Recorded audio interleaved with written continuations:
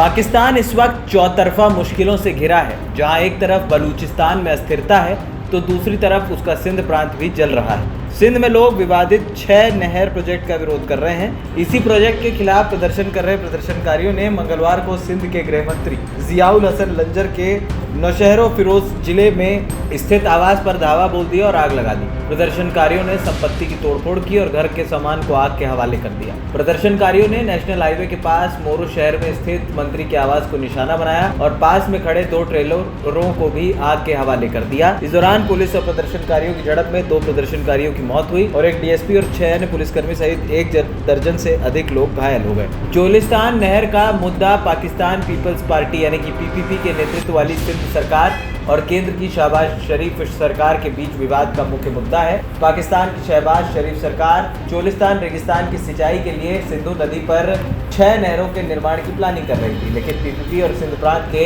अन्य राजनीतिक दल इस प्रोजेक्ट का विरोध कर रहे हैं। सरकारी सूत्रों की माने तो चोलिस्तान कैनल सिस्टम की अनुमानित लागत 211.4 अरब रुपए है और इस प्रोजेक्ट के जरिए हजारों एकड़ बंजर भूमि को खेती योग्य जमीन में बदलना था। प्रोजेक्ट के तहत 4 लाख एकड़ जमीन पर खेती की योजना थी, लेकिन सिंध में इस प्रोजेक्ट का भारी विरोध हो रहा था, जिसमें राजनीतिक दल, धार्मिक संगठन, एक्टिविस्ट और वकील शामिल थे। प्रोजेक्ट के खिलाफ पूरे सिंध में रैलियां और धरना प्रदर्शन किए गए। इसे देखते हुए पिछले महीने इस प्रोजेक्ट को कॉमन इंटरेस्ट काउंसिल ने अस्वीकार कर दिया। सीसीआई की बैठक के बाद पाकिस्तान के पीएमओ की तरफ से जारी एक बयान में कहा गया, सभी प्रांतों के प्रति आपसी समझ और आम सहमति के बिना कोई भी नई नहर नहीं बनाई जाएगी। जब तक प्रांतों के बीच व्यापक समझौता नहीं हो जाता, तब तक केंद्र किसी की भी योजना पर आगे नहीं बढ़ेगा। सीसीआई के निर्णय के बाद सिंध में प्रोजेक्ट के खिलाफ विरोध प्रदर्शन जारी रहा और सरकार ने प्रदर्शनकारियों से इसे समाप्त करने का आग्रह किया।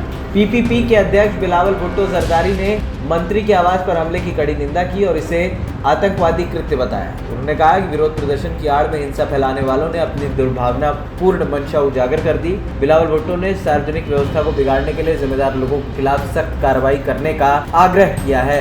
एएनपी टाइम्स की रिपोर्ट।